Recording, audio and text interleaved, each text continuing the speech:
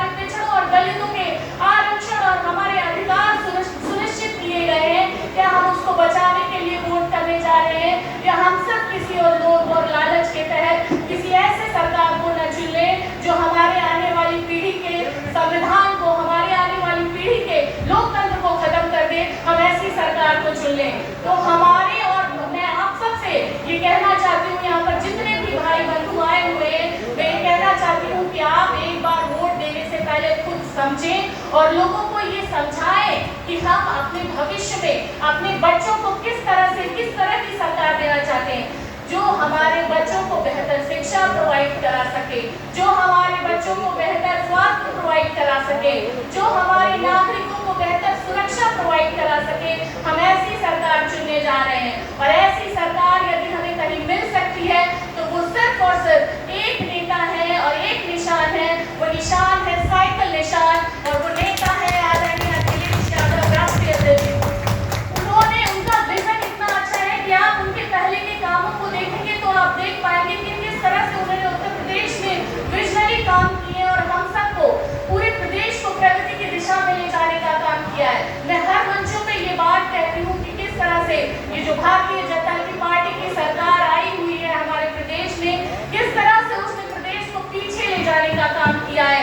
आज अगर सपा की सरकार होती और हमारे मुख्यमंत्री आदरणीय राष्ट्रीय अध्यक्ष अखिलेश यादव जी होते तो हमारा प्रदेश 10 साल आगे प्रगति कर चुका होता। लेकिन ये हमारा दुर्भाग्य है। लेकिन हम सबको यहाँ पर जितने लोग बैठे हुए हैं, आज मान्यवर काशीराम जी की जयंती पर हम सबको ये प्रण लेकर जाना होगा कि आने वाले 2027 के इलेक्शन में हम अपनी सरकार चुनेंगे, अपने हक की सरकार चुनेंगे, ताकि हमारे बच्चों का भविष्य सुरक्षित हो सके। हम आज जिस तरह से संविधान और लोकतंत्र में जी रहे हैं, अगर हमारी सरकार नहीं आई तो ना ये संविधान बचेगा, ना ये लोकतंत्र बचेगा। यदि हमें अपने बच्चों को भी संविधान और लोकतंत्र देना है और समाज में समान रूप से जीने का अवसर देना है, तो हमें चुनना होगा साइकिल निशान और चुनना होगा अपने मुख्यमंत्री आदरणीय अखिलेश यादव जी को। मैं एक बात कहकर बस अपनी बात समाप्त करूंगी।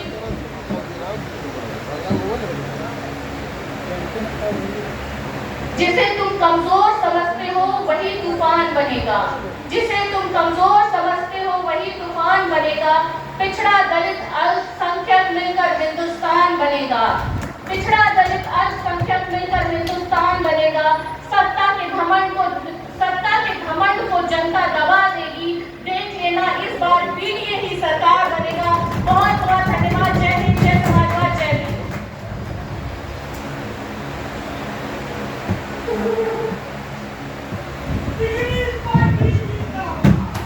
बहुत बहुत धन्यवाद। आदरणीय विधायक जी अपनी बातों को रखने का काम कर रहे थे। हम लोगों के बीच हम सबके नेता, निजामाबाद के लोकप्रिय विधायक, हम सबके गार्जियन आदरणीय आलम अली आजमी साहब से मैं आग्रह करता हूं कि आए और हम लोगों को मार्गदर्शन देने का काम करेंगे। आदरणीय विधायक जी।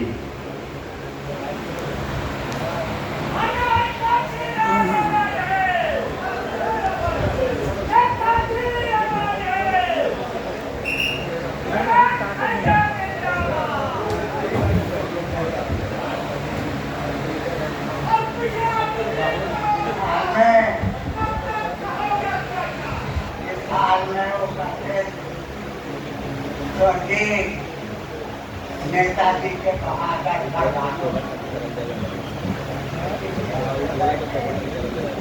समाजवादी पार्टी के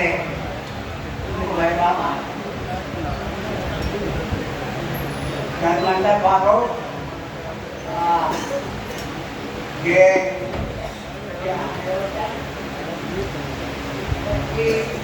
कांशीराम जी के जन्मदिन पर रखा गया और मैं तो आज की पोजीशन देख रहा हूँ तो ये बहुत कामयाब प्रोग्राम कहा जाएगा। उसके लिए मैं जिलाध्यक्ष माननीय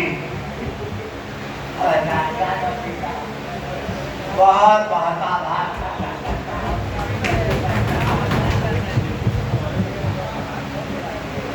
मेरे भाइयों, ये सही है कि माननीय कांशीराम जी कि देश की राजनीति में आंधी और तूफान बढ़ते जाते हुए और एक कभी किसी काम को उठा करके आगे कर दिया और लाखों लाखों के मरने में कांसी राम जी जब नारे लगवाते थे तिलक तराजू और तलवार, तो इस नारे ने पूरी कौम को एक उत्तेजना अता की, एक नई जिंदगी अता की और बहुजन समाज पार्टी वजूद में आई।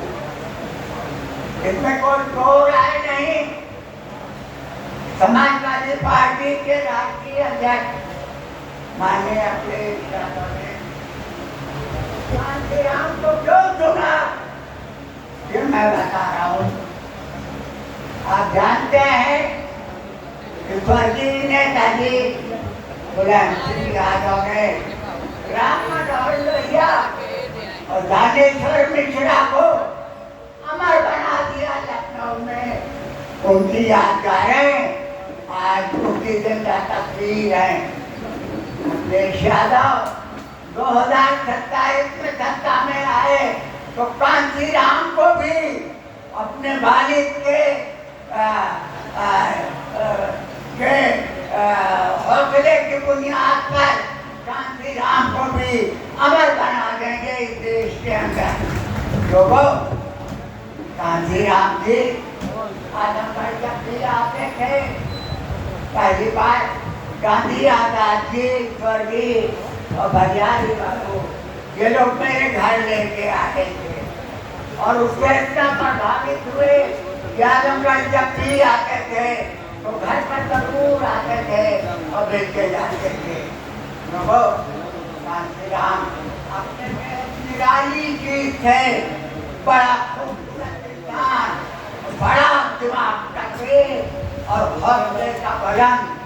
और हम जानते हैं कि अखिलेश यादव जी ने जो फैसला किया है वो फैसला सही है। कांसी राम को लोहिया और दानेश्वर मिश्रा की हैसियत तक पहुंचा देंगे तो ये बहुत बड़ा कारनामा हो जाएगा और अमर इनकी पीढ़ी जो है वो अमर बन जाएगी, पीढ़ी ताकत बन जाएगी इस देश में। इनके नाम भी अमर होंगे, इनके काम भी अमर हो जाएंगे। मैं इनके बातें जानना चाहूँगा।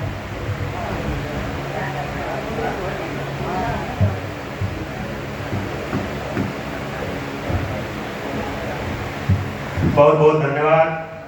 आदरणीय विधायक जी हम लोगों के बीच अपनी बातों को रखने का काम कर रहे थे।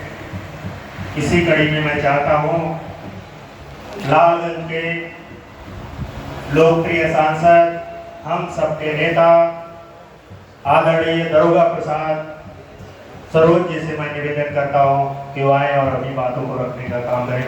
आदरणीय सांसद दरोगा प्रसाद सरोज जी।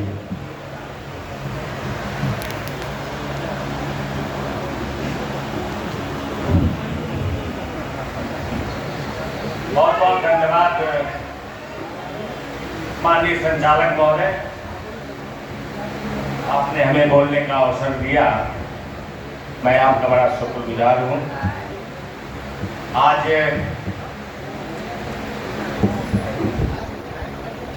कहाँ से शुरू करूँ, कभी आसान हो जाएगी।